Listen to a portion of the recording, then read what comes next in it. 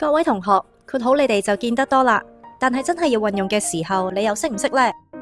括號嘅第一個用途係補充說明，即係幫前面嘅詞語加多啲補充資料。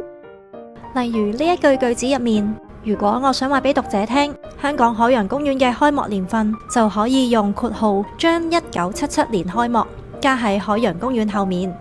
大家有冇留意啊？就算括號入面嘅補充資料俾我拎走咗，都唔會影響句子嘅結構同埋流暢度㗎。呢個就係利用括號嘅其中一個好處。第二種用法係註明出處。當我哋引用名言嘅時候，可以利用括號表示名言嘅出處或者作者，令到讀者一睇就明。大家一定要記住，括號入面嘅句子最尾係唔需要加上句號㗎。而家一齊幫我睇下呢句句子，我哋可以點樣運用括號，將左手邊嘅資料加入右邊嘅句子呢？